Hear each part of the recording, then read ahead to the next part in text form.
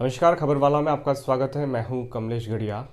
OBC आरक्षण को लेकर मचे सियासी बवाल को देखते हुए अब ये पूरा बवाल जो है खत्म होता नजर आ रहा है। शिवराज कैबिनेट की आज सुबह बैठक हुई, जिसके बाद पंचायत चुनाव कुल मिलाकर निरस्त कर दिए गए हैं। प्रस्ताव राज्यपाल के पास पहुंचा है और संभवतया चुनाव नहीं होने वाले हैं। इसको लेकर के कांग्रेस भी सुप्रीम कोर्ट गई थी। इस पूरे मामले पर बात करने के लिए हमारे साथ मौजूद है मंदसौर कांग्रेस के नेता वकील सिंह गुज्जर। सर, स्वागत है आपका। जी, स्वागत है आप सबका भी। आज चुनाव निरस्त हुए हैं और क्या कहेंगे, किस तरीके से देखते हैं आप इसको?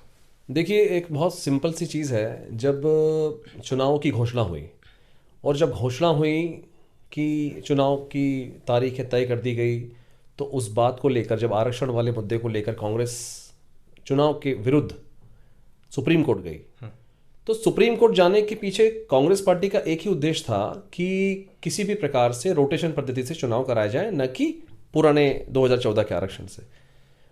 इसके विपरीत हुआ ये कि सरकार के जो अधिवक्ता थे, महाधिवक्ता, सरकार के अधिवक्ताओं ने इस बात का प्रस्तुतिकरण ही इस तरीके से किया कि सुप्रीम कोर्ट को बजाय रोटेशन पद्धति के चुनाव कराने के, उन्होंने इसका आदेश दे दिया कि ओबीसी आरक्षण ही समाप्त कर चुनाव कराया जाए, जो कि पूर्णतः संविधान के विपरीत था। ये भी माना हमने।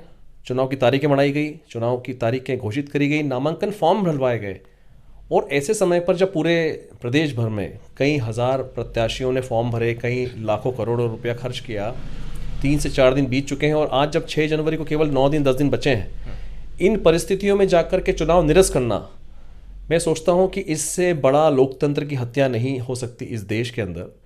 ऐसे समय जब कई ऐसे प्रत्याशी भी हैं जो अपनी जेब का बहुत बेचारे जो बहुत से परेशान लोग हैं, जिन्होंने पैसा मार्केट से उधार लिया, और इस बात की भी रखना चाहूँगा मैं कि इस प्रदेश की सरकार को इस बात की चिंता बिल्कुल नहीं है कि चुनाव कराया जाए। उनका कहना है कि किसी भी प्रकार से एन केन तरीके से वो सत्ता में काबिज रहें, क्योंकि एक पूर्णतः संदेश उन लोगों के पास सरकारी मशीनरियों के माध्यम से है कि इस समय भारतीय जनता पार्टी समर्थित लोगों का पंचायत चुनाव में सुपड़ा साफ होने वाला है, क्योंकि खाद की कालाबाजारी को लेकर किसान परेशान है, बिजली के बड़े बिलों को लेकर किसान परेशान है। ऐसी कई बातें हैं। हमारे यहाँ पर बीते दिनों ही एक किसान ने एक लहसुन के उसमें ढेर में आग लगाई। इसका मतलब ये स्पष्ट है कि किसान चारों ओर से इस प्रदेश की भारतीय जनता पार्टी की सरकार के आतंक से दुखी है। गृह मंत्री नरोत्तम मिश्रा ने कहा है कि हम सभी वर्गों को साथ में लेकर चुनाव कराने की स्थिति में थे, लेकिन कांग्रेस जो है षड्यंत्र पूर्वक जो है कोर्ट गई और उसी के बाद ये स्थितियाँ निर्मित हुई। देखिए, ये तो बहुत ही हास्यास्पद उनका बयान लगता है, क्योंकि 2014 के आरक्षण को लेकर के भारतीय जनता पार्टी ने कहा कि हम उस पर चुनाव कराएंगे।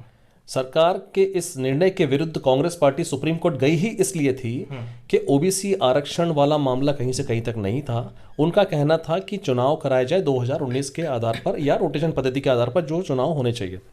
लेकिन सरकार के जो वकील होते हैं, महाधिवक्ता होते हैं, उन्होंने पक्ष ही नहीं रखा इस बात को लेकर के, और पक्ष रखा इस तरीके से कि जिस रोटेशन पद्धति की बात करने को लेकर के हम गए थे, कांग्रेस पार्टी गई थी, वो तो साइड में रह गया और उल्टा सुप्रीम कोर्ट के सामने इस तरीके का पक्ष रखा गया कि सुप्रीम कोर्ट ने ओबीसी आरक्षण ही समाप्त कर दिया। इसका मतलब ये तय है इस प्रदेश की जनता के सामने कि ये सरकार आरक्षण विरोधी सरकार है। नरोत्तम मिश्रा जी का बयान तो मैं हास्यास्पद मानता हूँ।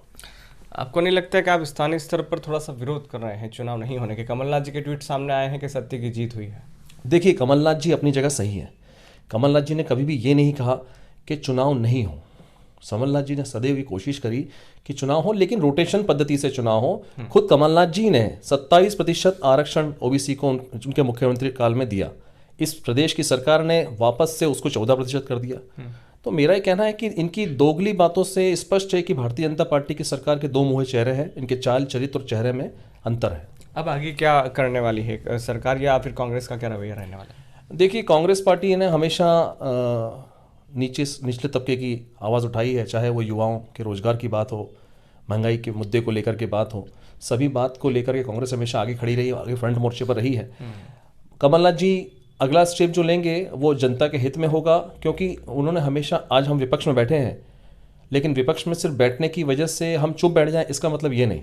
ये बहुत बड़ा निर्णय हुआ है, इसको लेकर के जो प्रदेश कांग्रेस और हमारे जो आला कमान कांग्रेस के नेता लोग हैं जो निर्णय लेंगे, मुझे लगता है जनता के हित में होगा। ये थे दीपक सिंह गुज्जर, जिन्होंने कहा है कि कांग्रेस हमेशा ओबीसी वर्ग के साथ ही रहा है और कांग्रेस नहीं चाहती थी कि कम से कम ये चुनाव टले, और फिलहाल जो स्थितियां बनी है उस हिसाब से कांग्रेस आलाकमान के कहे अनुसार इनकी पार्टी उसी तरीके का काम कर पाएगी। साथ ही उन्होंने यह भी कहा कि कहीं ना कहीं बीजेपी को एक हार का डर भी सता रहा था, जिसके कारण चुनाव टाले गए हैं। इसी तरह की खास खबरों को देखने के लिए खबर वाला चैनल को सब्सक्राइब करें।